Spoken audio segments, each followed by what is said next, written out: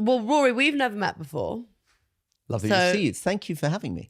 Well, thank you. It's an honour to have you both. Everyone that I've told that I'm doing this has been really excited because you guys aren't my usual guests on this podcast. So far, we've had young women and gay men. And generally people who are much funnier than us. True, I'm funny. but you seem funny in the 5 minutes that I've known you. you. He's never mentioned that you're really funny. I actually said that yesterday. No, he did say that. I said he can be very funny. So how did you two meet? So we met at a party, which Look at that. Look at that. coincides with your podcast. Largely defined by your father getting upset about the music. It's got very, as you know, very firm views on what What kind of music was played. it? It was kind of, Johanna was playing heavy metal. Heavy metal. So Johanna, Steve Kinnock, Hella Thorning-Schmidt's daughter, who's a friend of yours, going way back, she was playing heavy metal and I was saying, can't we play ABBA? And then did you get ABBA? We got ABBA. So that was the first time you met. Yeah, and First time we talked, I think I might have met you before, but the first time we had a chat. What did you think of each other before you met? what was your perception of my dad? I mean, your father, as you know, was like this sort of extraordinary kind of legend. I mean, it's Legend? it's an amazing thing. I mean, other people did that job before, but nobody has been so defined by that, so famous for it. So Why do you think that central was to though? I don't know. I mean, I've just been in your father's loo, and it's incredible because there are these cartoons. Some of them attacking him, some of them most of them attacking him, but it's incredible how he is there. He's usually portrayed as Frankenstein. I mean, he's quite a big guy, but it's also that there was somehow, although he was very careful to say Tony Blair was the Prime Minister and he was running things, I think there's never been somebody who caught the imagination both of Labour and of the Conservatives. And when I came into politics, all the young people were trying to be your dad. And often not really understanding what he'd done, but they had a sort of idea that this was the way that he'd done things. So were you intimidated by him? Not at that stage, no, because it wasn't great party conversation. We were talking Brexit. But he is quite, well, that's my dad's only party conversation, isn't it? It's your Brexit. Brexit. Comes up a lot. But Rory was an MP and a minister and in the Theresa May government at the time when it was kind of topical.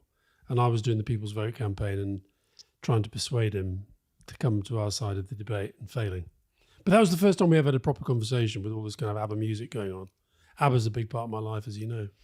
I know. And what did you think of Rory? I probably thought of Rory as you know, Grace, I've got certain stereotypical views that I find hard to shift. So, once I've got Eton in my head, it's kind of quite defining, and a Tory. So I probably thought he was a kind of bog standard Etonian Tory. He also, I don't know whether he's ever confessed this to you, he's got the only Tories he really likes are the total rogues. I mean, the completely sort of disgraceful rogues. There's a guy called Alan Clark who was literally the most disgusting Tory MP ever existed. He had an affair with somebody's mother and then with both of their daughters, cheating on his wife. You are joking. I mean, this is a really You're joking. horrible, horrible figure who famously, when he was a minister, was so drunk at the dispatch box he could barely stand up. Anyway, that's the kind of old Etonian Tory that Alastair really likes. I was a journalist. He was very useful. He once actually... Why? Because he had a loose lip? Yeah, pretty much. And he was such a colourful character. His diaries are probably as famous as mine, Grace. I do recognise the name vaguely. Yeah. But anyway, and we once had, I know this is about parties, which includes, so generally social engagements. We once, your mother and I, were invited by Alan Clark to his castle in Kent, Saltwood Castle, where his long-suffering wife, Jane, he lived. And I warned him, as you will know, that whereas I'm quite good at dealing with really outrageous, kind of sexist You say that characters. like that's a good thing. I'm not saying it's a You say good that like it's thing. a great attribute to your I'm not saying personality. it's an attribute. I'm really good at listening to men be awful about women. So- because I'm such a chilled, laid back guy. And Yeah. mum wasn't happy with that because my mum is famously the better one of the two of you. Okay. And have It's one way of putting it. So I said to Alan Clark, please understand, don't talk to Fiona like you talk to me. in other words, don't really be yourself. Try to be a bit more kind of, balanced. So we arrived at this amazing castle with the moat and all the rest of it, and he was waiting for us. And he ignored me completely, and he said to Fiona, "Follow me." And we walked up this giant staircase. I'm thinking, God, he's just trying to take us straight to the bedroom or something. Oh, for God's sake! I know. Horrible. Anyway, he took us out of this big library, and he got one of those sticks that you take things off the wall. He took off this sword, and he held this sword in his hands, and he said, "What do you think? Personal gift from General Pinochet of Chile, who was one of the sort of world's most famous dictators." So, yeah. Anyway, Right. so Anyway, okay. that was a good party. The point of this is that I'm really offended because I have because you're being put in the same exact category as Alan these, Clark. I'm these sorry about that. But I'm terrifying, not disgusting putting you in people. the same category. Well, I think- and whenever he mentions the Tory, the only ones he can ever sort of be nice about are these sort of basically criminal rogues. Well, he's got a very selective. This is what I find interesting about your podcast is my dad is now being pitched as this sort of like person who gets on with arguments and disputes healthily, which is just not the person that I've grown up. It's why I find it difficult listening to the podcast. Because you just because you it's not the person don't I grew up recognise with. it at Yeah, all, like no. he doesn't like it when people disagree with and him. you don't think his brand was disagreeing agreeably was not his brand, was it? That was not his brand. No. His brand has very much changed. And I think that's why the podcast has touched on this sort of cultural zeitgeist, because people want that in a moment when like no one really has much affiliation with either of the main political parties. That's why it's done so well. It's all about timing. If this had come out in a different time, I don't know if you guys would be doing the O2 Arena, I will be honest. I also think the trick, I don't know whether this is whether you pick this up. I think the trick is that we're a kind of odd couple. So we're kind of, because I think a lot of it is not the content. A lot of it is the personalities. Yeah. That we're two very different types. But would you... By the way, Rory, I should warn you that Grace warned me yesterday that the internet world is going to cut this up to make it look like we're a gay couple. That's what Grace you have warned me put would us- happen. because Rory... So I'm sitting right over here. Rory, there is a TikTok that someone's cut together with a Taylor Swift song, and it's all of the times that you guys have been talking about each other in interviews, and they've cut it together like a sort of rom-com. Anyway, on to parties, because we will talk about political party politics as well, but actual parties. Rory, do you like hosting? Would you say you're a host? I'm really weird about that. I host parties and then I go and hide. So I like organising it all, getting it all going. And then I like to find an excuse to go and stand in the garden or pretend that I'm getting coffee for people. What, because you're overwhelmed by all of these people together? Yeah, I love the sort of sense they're all, I've sat them, they're all talking to each other, they're all having a nice time, and then they don't really need me anymore. How And do you know they're having a nice time? Well, You can tell. I sort of think from outside, yeah. And then I sense you were very nervous before that, your 50th. Before your birthday? Which was one of the few parties I've been to in the last few years. Well, because my next question, what's your dream social engagement to attend? My dream day, like yesterday, it was a great day because I woke up yesterday, looked at my diary, quite busy during the day. And then the evening was this dinner party that I was meant to go to because I was auctioned out as a lot to go to the dinner party. And I texted the guy who had organised it and I said, "Where is this thing?" in a rather grumpy kind of way. And he said, "You've got the wrong date and it's in January." So that was my perfect social engagement for the day because it was cancelled. I'm absolutely with him. There is nothing more exciting than realising that something that you were going to go to has been cancelled. I agree with that. And I said to you the other day, I had this really good bit of advice the other day, which is when you get asked to do something, imagine if this were today, would I want to do it? And then if you don't want to do it today, don't say yes, because you're going to, when that day comes in January, you're still going to be pissed off. Yeah. But sure. Because as you know, I'm sure now, have you guys been to lots of sort of stuff together? No. No. Well, we've done events together. You've done events together. We were both, for example, I'll give you a good example where I think Rory's similar to me. When we did the Albert Hall, you went, didn't you? Yeah, but I was really ill. Yeah, you went well. And we discovered afterwards there was an after party, right, where the most expensive champagne I've ever seen was sort of flowing freely with all these people. None of On them your dime. Well, so it turned out, yeah. Or Gary Lineker's dime, Well, perhaps. I don't care. It was taken out of the profits That from the Walker's event. money, yeah. And I'm thinking, what's the point of an after party? And then I hear we're having one at the O2 as well. Yeah. Well, I'd love to get an invite for that. I mean, you no will, one's told me Liz. anything You about the will. O2. You will. But I'll tell you an after party I did enjoy, Soccer Aid. yeah, Loved that. we were there. Yeah. loved Robbie that. Williams. Well, is this him playing with Maradona or is that a different This was thing? when he played with Maradona. Yeah, Yeah, yeah. and that was a great after party because the caliber of celebrities. This is what I was going to ask you guys. I grew up in politics because when I was a child, Yeah. when I was like your kid's Yeah. age, that was when he was in his sort of like peak And era. did that make you completely not interested in politics? Yes and no. It made me never want to have a career in politics, but Yeah. it's, I guess, given me this like back catalogue of information which no one else my age has. And why because I grew up why around did it. you not want to be in politics? Why did it decide you not to be a Well, politician? I was starting with the parties aspect. It's not glamorous. Like, and I don't know if this is different with the Conservatives, which is what I'm interested in, but like the sort of parties that the Labour Party would have were like egg and cress sandwiches. Everyone's breath smell. It was like cheap Merlot because no one wants to spend any money because they don't want to be accused why of did being everyone's breath smell? I just have so many memories of like these older men with bad breath who like smoked cigarettes and drank like bad wine at these parties. And the sort of kind of people that spit on you like while they're speaking by accident. But when you're in, there was one party actually at Downing Street when Girls Aloud came. Girls Aloud. Was that the Noel Or Gallagher was it the one? Spice Girls? No, it was Girls Aloud and I pretended to be... it was a charity event for Bernardo's and I really wanted to meet them. So I pretended to be an orphan. And you also that's funny. You also that is good. I like you pretend And to be an then orphan. basically someone came in and said, Grace, your mum's looking for you. And I was like, oh, she's finally come to get me. Finally come to get me after all these Finally years. picked me, like Tracy Beaker.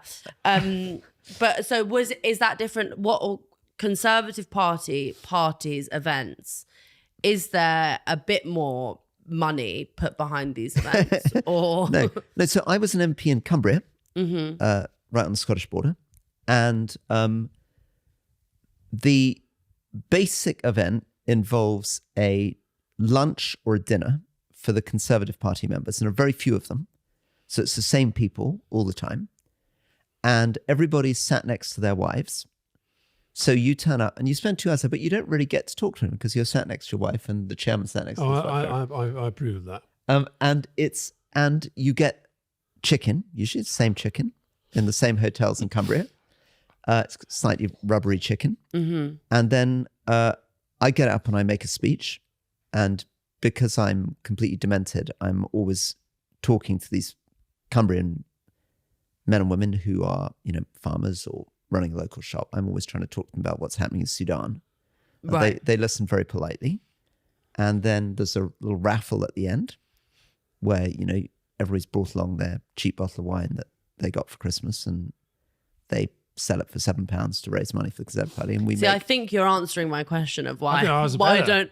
why don't I want to go into politics? It sounds really boring. But what about party conferences? Party conferences. So they party at party conferences. Yes, and is that a kind of like university freshers feel? Exactly, very much like that. And particularly because there are lots of young women and men who want to be politicians, who are A, getting drunk, B, think it's really cool to dance with Priti Patel or Boris Johnson. Which is weird, isn't it? Let's be honest. Well, I don't know, because this is the thing. One of the things I was going to ask you guys, another reason why I don't think I would have ever gone into politics, nor would I be a good politician, is because I hate the way that like politicians aren't allowed to have fun. It's like that video of Angela Rayner in Ibiza. I just don't know why anyone was bothered about the fact that she was dancing. Most people probably weren't.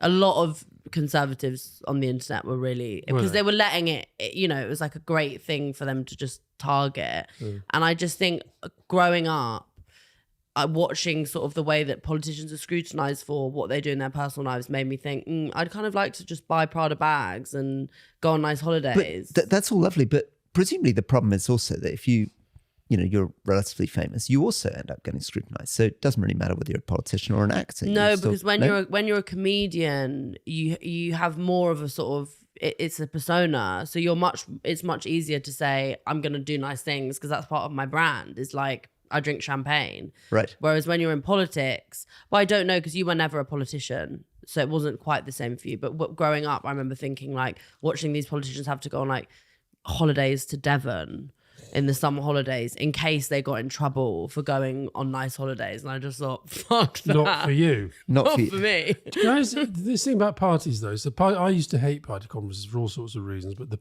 party was the social thing where you go into these, and it is, I don't know if it's egg and cress, but it's definitely bad wine and crap food. And lots of people, most of them looking over other people's shoulders to see if there's anything more interesting behind them. I am very, very, very bad at leaving those sorts of conversations. I get the feeling you're quite good at I'm quite good at it. I've got good tricks. Yeah. Because, my dad was saying that you just sort of leave. I just leave, yeah. And have you always been like that? Yeah. I've got some great lines. One of the most annoying ones is you say to somebody, I mustn't monopolize you. And then you well, then you walk away. That is so but Etonian. Do you leave them on the road? No, you try to maneuver them towards someone else. But no, so my dad was. But I'm not polite enough to do that. My dad was a diplomat, so I grew up in Hong Kong and Malaysia. He was a spy, yeah. Right. And they do a lot of parties because that's how they do their job. So there's always the guy from the Russian embassy, the guy from the French embassy, etc. And they'd sometimes, I watched my father do it. And one of his tricks was he'd try to do, for work, 3 or 4 of these things in a night in Hong Kong. But he would leave through the kitchen so that nobody would see him leave. Ah. But he would never say he's leaving. No, he'd arrive at the front door, he'd say hello to the host, say hello to the key people, and then he'd vanish and nobody would know when he'd left. And is that what you do? So do you sometimes just leave? I really don't like. But it's because maybe that's why you guys like each other. What? Because you sound quite similar in that sense. Yeah, but I'm very bad at leaving. Not as bad as Mum. Mum's terrible at leaving. You're very good at leaving. Am I? Yeah. Okay. You just say, I'm going now. Yeah, I do that. I do. But I feel I have to say I'm going. Yes. I can't just sneak out the kitchen. Can't sneak out the kitchen. I suppose I can. Sometimes I think like my main purpose in my dad's life is saving you in social situations. Yeah. One of your jobs say we got to go now. Because he just looks over at me and sort of gives me a look and then says, if he's stuck in a boring conversation with like, he used to have this phrase called like gas, wind and air people where they were just like, they were speaking and it was just gas, wind and air coming out of their mouths. And so then I'd go over and say, shall we go? Or mum's outside, like we have to go. Yeah. So one of my theories, which is probably rubbish, okay, but I'm going to try it on you, is I reckon that men get more boring as they get older and women get more interesting, generally speaking. So my view is that over about the age of 50, men just go on complete transmit. They lose the ability to listen. I don't know whether actually their brains reform. That's interesting. I just think men are boring. Full stop. Why have you got 2 of them on your podcast then? No, because you two are unique and you are interesting men. Okay. But I think it's very rare that I meet a man who I think is more interesting than some of my female friends. But that is interesting because were you more sociable when you were younger? I wasn't really. I probably thought I was more social because I drank a lot and I would go out a lot to drink. But I think I was quite antisocial. And I honestly, even as a child, I didn't like birthdays. And have you ever known me have a birthday party? No, I've never known you to have a party. No, really. We do. Well, every few years for Mum, because she's he just hates like everything. Like you hate every form of social engagement. So I like one-on-one. I'm much better at one-on-one than out with crowds. I love dancing. Do you? Yeah. Like a Kaylee? Yeah, definitely a Kaylee. So I don't mind a Kaylee. A Kaylee, for anyone listening, is a sort of Scottish dance party. It's basically like line dancing. It's sort of call and repeat. So I'd go to a lot of trouble to do that. I really like that. But I also like going to clubs if I'm dancing. Yeah. Ooh. Really? Yeah, if I'm dancing, yeah. Wow. And I'd be with Angela Rayner in Ibiza, definitely. and if Shoshana and I are trying to go out, the thing we'd like to do most is go dancing. Oh. Wow, that makes him much more interesting than you. Yeah, I don't. If I dance, it'll be on my own in the bathroom. Yeah. Yeah. So you guys like dancing? Love dancing. That's really fun. Love dancing. Would you guys go out dancing together? Me and Mum. No, the four of you. Could you do a double dancing date? Probably would prefer if it was karaoke. Really? I think Do you so, like yeah. karaoke, Rory? No, because he's much more musical than me, and it's got a proper ear. Oh, And I sings can't possibly. dance. I'm a terrible dancer. No, I know. When I was in my drinking days, I thought I was a really good dancer, and I did go out a lot dancing, but I'm not good. Oh, that's cool. So you're sort of, that means that I guess you have a little, like, that makes you a bit uninhibited. But the great thing about dance is you don't need to talk to anyone. It is, and it's a bit like why I think he loves playing the bagpipes at stuff, because it gives him a purpose to be there, but it means he doesn't have to talk. Yeah. I get on the dance floor and I don't have to. No, if I did, I play the bagpipes at your birthday. You did? Yeah, yes, I you did. did, You yeah. see, I like that because I can just be playing my bagpipes, and I can imagine I'm just on my own. And when you're playing the bagpipes, you don't have to talk. Well, you physically can't talk to anybody. So what do your kids, how do your kids find growing up in the world that they have? Just asking for my own perspective. I don't know. So my eldest boy was very proud when I was the environment minister, because he knew I'd introduced the plastic bag tax, and obviously at school they study a lot about the environment, so he was really excited about that. My youngest boy said that he's 7 now. He says he would like to be a wildlife photographer, or a dinosaur archaeologist, or if that doesn't work out, a politician. Which you never said. No. You never I don't wanted to think do he that. really wants to be a politician. No. I don't think he I've got really, to I say, don't think he should. no. When we did the Albert Hall, your boys came into the dressing room, and after I'd brainwashed them about the evils of private schools, I then said, what do you think about the fact that all these thousands of people are paying money to come and hear two blokes talk about politics? And Sasha said, well, my father is very intelligent. He's very interesting. He's written a very good book that lots of people want to read. And he warned that Boris Johnson would be terrible, and he was right. And I told that story on the stage, and it brought the house down. Wow. So I'd say, I've never heard you talk about me like that. I've never spoken about you like No, that. exactly. This is No, honestly, exactly. I've never, you've brainwashed them well. I've brainwashed him well, yeah. That is really good brainwashing. Whereas Would you like me to talk about you like that? No, I don't mind how you talk about me. I think Grace's other role in social engagements sometimes has been to keep me out of getting into real vicious arguments. 3 times in my life, had I not been there, he would have knocked the lights out of someone. Punched someone, yeah. Yeah. I did that once at a party. It's not good. Really? You nearly fought someone? Yeah. Who? So I was at Definitely got a temper.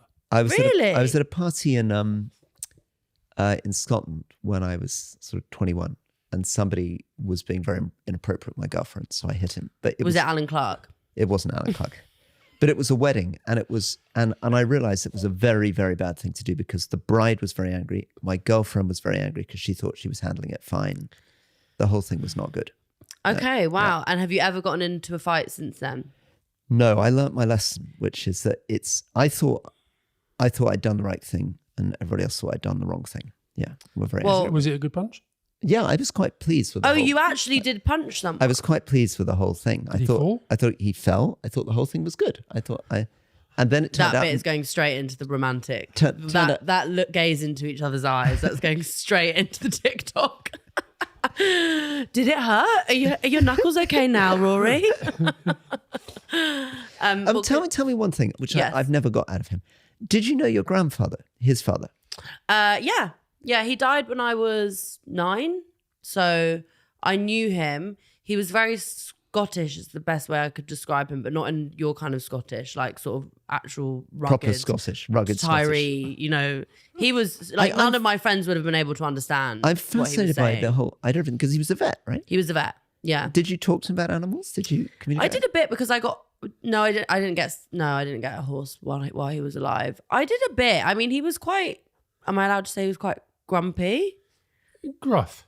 Gruff. gruff. I think he's, Yeah. No, I think he's gruff. Not I think grumpy. also, by the time you came he was along, he was unwell. starting to ail a bit. Yeah. That's tough, isn't it? I Because knew his mum very well, Yeah. like, because she was alive until I was 20. What was she like? She was also very Scottish. Like, she was like... But not grumpy and not gruff. Not grumpy. She was so happy and lovely and warm. And she was a bit like whoever wrote the character of Mrs. Doubtfire. Like, that vibe. She always was making shortbread and was playing bridge. And Oh, how lovely. she had a little room in her bungalow where we would play bridge. So they had parties when I was growing up. Quite big parties. They enjoyed parties. Yeah, they used to have quite often big Yeah, parties. your mother was quite my social. parents. So, Rory, Yeah. why are you interested in that? I'm interested in his parents. And What, is he quite sort of closed off? Yeah, he talking doesn't about it? talk much about No, I do. you don't talk much about your social background. No, you make jokes about your mum being a bit of a Tory and loving the Queen. She loved the Queen. She loved the Yeah. Queen, She yeah. Or maybe not a Tory, but loving the Queen. She also did not love what life. he did. She didn't love his career. She didn't love like the what everything that happened. It did not make her very happy, did it? No. And I think she felt very protective of you. All the more reason for me to never go into politics. But yeah, but no, I didn't know your dad very well. It's sad that it's true with my grandfather too, that when if you get to know your grandparents when they're getting a bit older and a bit frailer, it's difficult for a younger person to really get them, isn't it? Yeah, and to appreciate them. Yeah. Rory, who would you say is the most abhorrent person you've ever been at a party with? Wow. Ever been to a party with Johnson? Yeah, definitely. I really disliked Boris Johnson. I mean, I think he's a really terrible human being. But he's interesting though, because he loves a party. Loves a party, and he's also unbelievably, annoyingly sort of charming, as well as being a terrible human being. He is. I've met him a few times. But he spits on your face while he speaks. He definitely spits on you, and definitely probably would smell of egg and crust sandwich. He smells, and he really does spit. I remember really thinking, this blonde man is spitting all over my face at a Miley Cyrus concert. Oh, the Miley Cyrus concert. He was spitting on my face. When he as introduced spoke. me as his deputy. Yeah. So, but you would say Boris, or is there... No. I think some of the you get some very disturbing kind of some of the sort of warlords in Afghanistan, some of the generals in Indonesia. I mean, people who, when you meet them at a social event, you realize that this is somebody who literally tortures people or kills people. And there's a sort of strange air to them, because I feel, maybe this is a bit over the top, but I feel that they don't look at you like a normal person, because they've spent a lot of time looking at people in torture chambers. So they sort of look at you, but they sort of realize that if they were to attach you to an electric wire, you wouldn't be who you are. And therefore they don't really have to take you very... They've just detached from human life. Yeah. Particularly on the sort of diplomatic circuit, where there are people there that do very, very, very bad things. But I also find them quite interesting. And they're also quite charming often. I mean, they can be very charming, yeah. What about Rupert Murdoch? Because I was once with my ex-boyfriend watching a documentary about, like, you know, the evil sort of rise of the Murdoch empire. And me and my boyfriend at the time were going, oh, he's disgusting. Like, this is just, you know, just going on about it. And then cut to a shot of my dad walking onto Rupert Murdoch's yacht. And I was so ashamed. You didn't know about that. You were just watching the film. This was when I was sort of pre-memory, wasn't it? This is when, in the 90s, when you were trying to charm them into... So when you were about 2. I was born, I was born, and Tony Blair became the leader of the Labour Party when I was like 3 weeks old. Oh, right. So okay, so a lot of this the beginning stuff, of my a lot of the lifetime. famous stuff of your dad And was then when you were very small. The first election, 97, that was on my 3rd birthday. Oh, wow. Yeah. And then you left when I was about 11. Shut up. What? No, as in you left Downing there. Street. No. Sorry, he's in his fight or flight No, I left system right now. How old were you in 2003? I would have been 9. Okay, Yeah. so I left then, but I never really left for a long time. Yeah, he didn't really leave till I was like a teenager. Yeah. But And that was when... He still hasn't really left. This is something that you're going to have to work on him on. I'm worried as we go forward on the podcast that he is so tribally Labour. I agree, and I've tried to say this to and him. I'm a little anxious about this because I think that privately sometimes he does have some anxieties about what Keir Starmer's government's doing. But Well, what did I say this week about the European Union mobility scheme? that's true. I was But hard over. the question, but I sometimes Yeah, think but that if it was just the three of us and we weren't being filmed, he might be a little bit more. Yeah, maybe. I worried that once the Tories got out, he would feel, well, what have I got to shout about now? Because I think even if he was thinking, "Ooh, I'm not sure they did the right thing there," he's not going to go on the podcast and say it. But you have to do that because Rory does that about the Tories. Yeah, but he's not as troubled as I am. Yeah, No, I know. I think you're being a bit harsh to me. I think I'm What, me or Rory? both. Oh, you feel like we're ganging up I on think you are. Yeah, yeah. I think you're getting on really well, and I'm paying the price. Is it making you upset? I wish Rory was my real dad. Joking. Joking. I'm joking. She's joking. gone through life pretending to have these other dads. I've got so many other dads. I know. I'm a dad slut. Who's your favourite pretend dad? I've got a few, like, you know, your dad, Anna's Curtis. dad, Richard Curtis. I've got Mick Hucknall, one of my other dads. Mick Hucknall's one of your pretend dads. No, basically, I was. Have once, you met Mick Hucknall? Yeah. I've met him, and I was once at the student protest. Do you remember when it was the coalition government put the student fees up, Yeah. and Yeah, I tuition was fees and 16, stuff, yeah. and so we went down and protested, and then we all got kettled, and I wanted to get out of being kettled because I was going on a school trip to Poland. And so I went up to the police officer and I was like, can you let me and my friend out? And he said, no, like, what makes you better than everyone else here? And I said, well, like, do you know who my dad is? And he said, Mick Hucknall? That's very good. He didn't even blink. He just went, Mick Hucknall? She had So then I very started red a hair. conspiracy that Mick Hucknall was my real dad because I've got the same hair as him. No. And he came to Mum's 50th birthday party and sang happy birthday to her. Did not. I'm trying to get it back to parties. She's just all over the place. Well, we're talking about political parties. Oh, But Mick Hucknall singing Happy Birthday. Yeah, It's quite a voice. He's got a great voice. He's got a great voice. I love Simply Red. Back to parties. So you didn't really answer the sort of abhorrent question, but we have come to the conclusion that it was Rupert Murdoch. Okay. Yeah. I probably met worse. I think some of the Rupert Murdoch. I mean, so I sat next to Rupert Murdoch at dinner.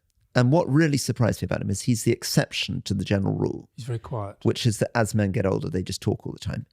He listened, asked questions. He was like already in his 80s.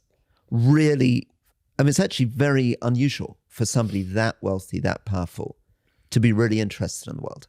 And he literally just asked me questions for an hour and a half. And then he said,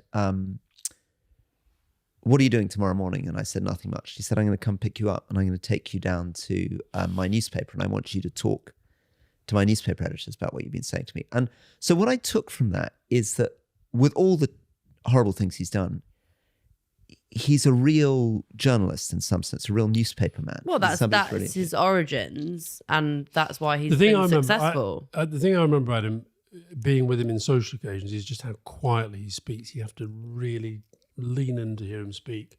It's true. Most very successful, wealthy people are very, very loud. He's the opposite of that. That's why my dad hates going anywhere with me because of how loudly I speak. Yeah. He really does. He puts his fingers in his ears whenever I speak in public. Not whenever, but sometimes. A lot of the time. On trains. Yeah. And well, anywhere really. Restaurants. I've always been told that I speak too loudly. Yeah. But have I changed it? No. No. Unlike Rory's sons who walk into a room and just talk about how charming and amazing their dad is. Doesn't sound very healthy. I think I prefer your dynamic. Yeah, well, I guess it will change once they get older, start to resent you, post the resentment of whatever situations they've had to go through as children. Then they move past resentment once they become adults and then they start to see you as their friends. Yeah. Which is what we have, isn't it? Yes. And then one day you'll go on their podcast in their living room. You met Princess Diana once. More than once. Oh, really? I thought it was just once at a dinner party. No, lots of times. Several dinners. You went to a dinner party with her, though? Several. Was that an intimate dinner party? What does intimate mean? Well, how Like many people small were there? dinner Like, it party, wasn't like in a ballroom. No, there were 6 people. That's intimate. 7. And she was famously incredibly sort of beautiful and charming. Unbelievably beautiful. I think probably the most beautiful woman I've ever met, apart from your mother, obviously. Really? Diana? Yeah. Oh, yeah. Wow. Yeah. God, I wish I met her. Mesmerising. Yeah. And was that the best dinner party you've ever been to in your Definitely life, one would of you them. say? Definitely one of them. One for the history books? Definitely one of them. Just because she was so... I mean, it was a bit of a problem with Tony and Shireen and Fiona being there. What, because you just wanted to be alone with I'd rather it Diana? would have just been the two of us. She made me a cup of tea. Right, You went okay. to the kitchen together to get It was in Maggie Ray and Alan Howard's house, and she said, I understand you really like tea. So you went off the kitchen. So she together was to sort of deliver doing tea. some research about you. And she said, I'd love to meet you. Well, also, I understand you like tea. It's a bit like, well, everybody likes tea. One of the things, my favourite things in parties is going off to the kitchen to make a cup of tea with someone. Yeah. Because you both like smaller social interactions, which is making this dynamic and the pink sofa all make so But much more also sense. your father's very generously got me on this podcast. It's been an incredible success. But I don't like being stopped in the street by people. He's much better about it.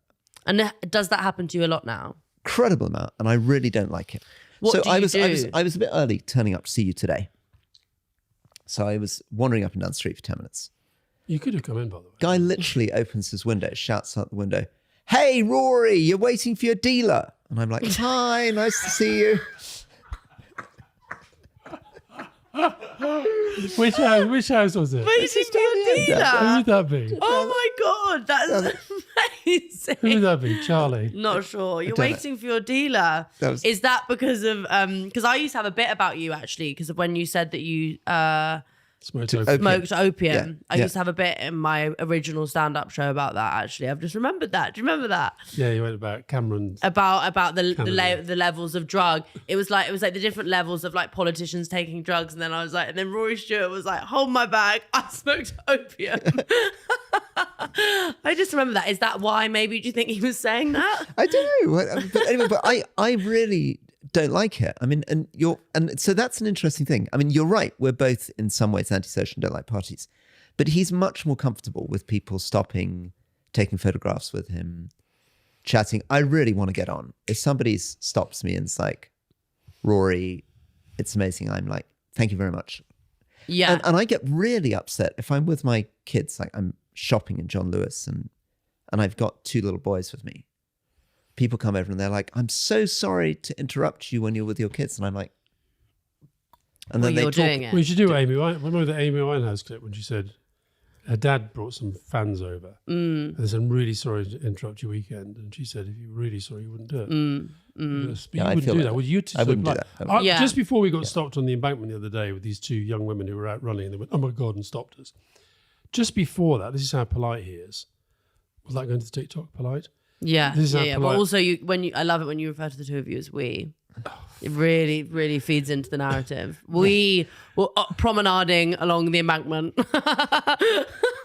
holding hands, Anyway. talking about what we're going to do for our anniversary. Rory eats a lot of Pret bar chocolate Yeah. snack bars, Okay. and he just finished one of those, and he had the empty wrapper, and there was a guy who was cleaning the street, pushing his bin along with his shovel and all that stuff. Now, if that was me, I would just drop my thing in the bin. But Rory stopped and said, "Would you mind if I put my litter into your bin?" That's very nice. Which I thought was very nice. But Very so polite. he's incredibly polite, but also very brusque with people. Yes, but I guess if you do So that's it, back to the, I don't want to monopolise you, which I would probably say, right, this is really boring, I'm off. that is what you would do. Yeah. That's the difference between the two of you. But that's also what makes you, in some ways, charming. Thank you, darling. It's a bit like if you didn't do that, people would be probably disappointed Yeah. if they didn't get an element of the Malcolm Tucker Yeah. ness. But on the you being stopped with your kids, because when I was a kid, that would happen a lot, but it was people being like attacking him. Being mean. Fair enough. I was like right there with you girls. But that was it. I mean, that's unbelievably it unpleasant. really to be mean to someone when their kids with them is not. I good. think it's a really, but I still think it now. It's like when I started doing stand up, I once got attacked like on the stage. Someone came up onto the stage and attacked me because I'd sort of spoken about my dad. And I just think if you're going for someone's child, it makes you a pretty lowbrow person. Oh, it's horrible. You should be allowed to think whatever you want about people's parents. Yeah. And if they, if Jacob Rees-Mogg's kids grow up into being mini versions of him, people can say whatever. When I see videos of his kids being attacked, I'm like, they are like 7 years old. No, it's horrible. It's completely a horrible. grim sort of lowbrow, Totally low-rent human beings, scum. Yeah. Is what I would say. Why do you think America, because you just went to the Democratic Convention, both of you, the show that they put on we don't have anything like that here. It was unbelievable. It was like almost a Taylor Swift concert. But it's like the way that, but why don't we have that? This is what I mean. It's like you have egg and cress sandwiches and like Merlot from Sainsbury's. And you think if we had like glamour and Oprah and dentistry and I think if dentistry would be unreal. That would have made, maybe I would have gone to politics if people had nicer teeth and breath. But I think it's much more close to show business. Yeah. Like But I think British people, I'm not sure British people would like that. But you don't know that because we've never had that. Well, we have had, there is an element of glamour to political conferences at times. Not really. I mean, what celebrities right now are endorsing Keir Starmer? Who did during the campaign? Don't know. Not much. It was Stormzy with Corbyn, wasn't there? Stormzy was Corbyn. Yeah, everyone loves Corbyn apart from we you. had the whole, we all love Corbyn. Yeah, I quite love Corbyn. I love Corbyn. In his book, he says Jeremy Corbyn has beautiful ears. That's true. What is that about? Well, look at his ears next time you see him. He doesn't. He's the MP for a neighbouring constituency, right? far, It's not very far away. Yeah. Why don't you have him on the podcast? Does he not want to come on? He doesn't want We've to come on. asked him. What about if you asked initially him, there was an Rory? idea that just before he got in touch with me, somebody was trying to put together a podcast where Jeremy Corbyn and I were going to be the two presenters. Well, maybe that's why he doesn't want to come on. No, I think it's probably me who doesn't want to come on board. But I had a very nice time with him. We opened a new mental health facility together in Highgate, and I got perfectly well with him. But I think he'd find it. I don't know. Well, anyway, I think a lot of cool celebrities in the UK have endorsed him because they can attach themselves to him in a way that they can't attach themselves. He's quite. to. I mean, there's something very attractive about him, and some very. That's going straight in the TikTok. Yes. Oh no, yeah, that's who we take out of context. But we also interviewed Bernie Sanders, who we really liked. I Did you interview liked. Bernie Sanders? Yeah. Really, Do you really not like Bernie Sanders? Yeah, I like him. I Yeah. was slightly worried he was going to Hit you in the face. Well, he just does this with his arm all the time, whatever he's saying. And your dad's very conscious that if you whack the table, it makes a I'm nasty always noise. grabbing their hands to say, "Don't whack the table." Yeah. But okay, what did you think of the sort of at the Democratic Convention? Did you think there's anything here that we could be doing? Oh, I think Optimism. Yeah, Optimism. I'm with him all the way. I mean, if you think about it, what they're saying, Labour could totally say, but Labour never says, right? So they're saying, I came from a very modest background, and now I'm running to be president of the United States. Only in the US could this be possible. But there's no reason why Keir Starmer's cabinet couldn't be like, only in Britain is it possible for somebody from my background to now be prime minister. But we never think about it in a positive way. I know, We but think that is our culture. That is the cultural difference. Negative culture. It's like when you do stand up in America, comedians will be like, I want you to introduce me as like this and this and this and this and this. And then an English comedian will be like, yeah, you can just say Grace Campbell. I get bad migraines. Right. And one of the things that's been happening on this podcast, which people listening as opposed to watching won't have noticed, is your dad suddenly picked up his phone and started doing weird things. But anyway, one of the things we discovered is that a recording that I thought we were going to do at 4 isn't happening. And suddenly I have less of a headache than I did before. I really like that. Well, maybe you both do too much. Do you feel that maybe you've gone so fast, both of you, from 0 to 100? How long is it going to go on for? Well, I think it's exhausting. And your dad is a kind of machine, as you know, beyond imagining. So we would just, as you said in Chicago, the convention, he gets off a plane from Britain, so he's 7 hours off in time difference. He insists that we start early in the morning. He pushes all the way through to, I think, 2 in the morning. So it's like I don't know what that is, like a 18, 19 hour day, putting in 4 different interviews, 5 hours at the convention, 2 hours of podcast recording. And then this went on day after day. I had to leave him. I abandoned him in Chicago. I saw him 4 days later. He was still doing this. Well, I think you need to relax, don't you? Calm down a bit. You need to chill out. I'm better than I was. I think it has sort of slightly taken on a life of its own. The podcast? Yeah. Yeah, and but it I means think other stuff I'm probably not doing as well as I was, or not doing as much as I was. Yeah, but he's got such obsessive tendencies. So it's like, because it's become this thing, it's like you have to keep feeding. I'm really pleased we're doing this because it gives me a chance to talk about things that I can't talk about directly. I'm really glad that I'm giving you the space to talk about. So one of the things one of the things I really want to do is I'd really like to give up my phone and return to a feature phone. So I didn't have all the apps and the smartphone stuff. But I'm really worried that he's going to get really annoyed because he expects me to respond to WhatsApps and emails within about 10 seconds of sending them. It's like, where is everybody? I'm so sorry because I'm actually not sorry, but that is what he's like. Yeah. So if I got a feature phone that didn't have WhatsApps and emails on it, would he get? Well, would he would just have to call you, or just you could call. I think you should do that. I would love to do that. If I wasn't so dependent But you love your phone and apps. I know, but I'm going to try to put it aside. But yeah, I do think that he has, you have a sort of, it's an intensity. It's why we don't do well working together, do we? No. But it's incredibly productive. I mean, it's unbelievably productive. And you can see why he was a machine in government and also why he's the machine in the podcast. Because in every given moment, if there's an opportunity to do more or less, he does more. And that means the productivity goes up. Do people ever say negative things to you about the podcast? Oh, yeah. What is the most repeated negative criticism that you get about the podcast?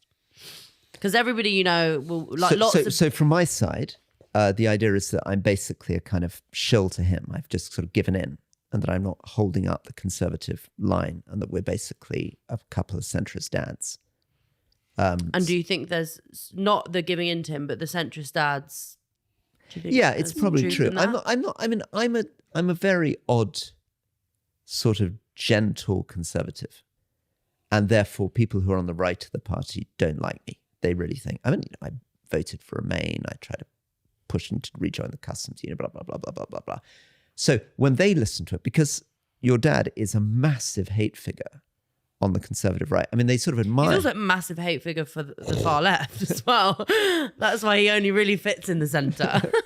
But they sort of kind of admire him and kind of fear him. But he was doing something with your dad. It's like signing up to do the person who destroyed the Conservative Party. Yeah. Because he was seen from 97 onwards like this incredibly successful, powerful machine that crushed Conservatives. Yeah. Right, okay. You should be very proud of that, guy. And then what negative criticism do you get? A bit of that, a bit of sort of centrist daddery. Who's the most random person that you found out listens to the podcast? Because I get surprised when I find out that people on the left who, you know, I grew up much more left-wing than my dad with some differing political opinions, obviously, because I'm not him. And there are people that I like who hate my dad, who then I find out listen to the podcast. And I'm like, it's very interesting. I think it's become this thing that people feel they have to listen to. Well, I think the most surprising thing is we suddenly find that somebody's listening in a small South Sea island like Tuvalu or... We've got 6 in Aruba every week. Wow. And also lots of world leaders and, you know... Like? Well, I don't know. I mean, like there's Barnier, who's just been made Prime Minister of France. I know he listens from time to time. Last time I was in Singapore, loads of people at the convention. A lot of the Australian, coming up. A lot of the Australian Lots politicians. Yeah. So you have a bit of soft power, don't you? Well, I think the most interesting thing is that a lot of the current government, a lot of the current Labour government listen. And I do think that's interesting because it means that we can air issues. You know, if you are listening to this, just all of my friends really don't want the smoking ban to happen because it's where the best social interactions happen. I sort of slightly agree with you on this. That's where my libertarian side comes out. I quite like the kind of romantic vision of people sitting at tables. Sorry, it's how so many people meet in smoking areas. Yeah. Like I thought they all met online. Well, we'll come on to that. But no, it's going to kill the IRL meet cute. But isn't the it lack of IRL? smoking. And I think also- you might explain IRL to Rory. Rory knows what IRL means. No, I don't know what IRL is. Really? No, what's that? In real life. In real life. And I don't Do you know what a meet cute is? No. Is that like MEATQ? No, like meet cute. So like in a rom-com, Right. this will go into the TikTok. In a rom-com, like a meet cute is like Notting Hill, for example. Oh, God. Julia Roberts coming into the Got bookshop, you, and then got they bump into each other. He's got the orange juice, And it's the Hugh beginning Grant of a spills sort of- the orange juice. Got you. But it's the beginning of the romantic relationship. Meet cute. It's like a cute way of meeting So each the other. IRL meet cute. Exactly. Anyway, so your dad is really into France, as you know. And difficult to imagine France without people sitting at little tables outside Smoking. cafes, brasseries, smoking, right? And I love it, and I think it's a chic part of French culture. So I just think if you happen to come from the rest of politics onto this listenership, me and my friends really don't want it to happen because it's gonna kill everyone's love lives. Oh wow! Yeah. I didn't realize it was that important. That's a very interesting example of though where the health dynamic, which is what they'll have been thinking about, overlooks this other dynamic. This social dynamic, yeah. The IRL Because it's meet like cute. in America, you don't have like smoking areas, and it's that the funnest things ever. Coming back to, we've gone on a massive long tangent, but coming back to parties. Passing the opium pipe around the wedding. Exactly, the opium pipe is not going to be inside; it's going to be in the smoking area, as Rory well knows. You guys have been really amazing. Thank you so much, especially you, Rory, because you don't owe me anything, whereas he is my father, so he has to do this. But thank you so much. It's so nice to meet you. It's lovely to meet you too. And Because I've never listened to the podcast And for I also- obvious I also reasons, think- but you're really charming. I can also see. think you bring out a really nice side in him too. Have you enjoyed it, Dad? I loved every second of it, Grace. It's been a joy knowing you. Don't say that like you're about to kill me. Right, bugger off. Okay. Thank you so Thank you much. so much. Thank Bye-bye. you. Bye-bye.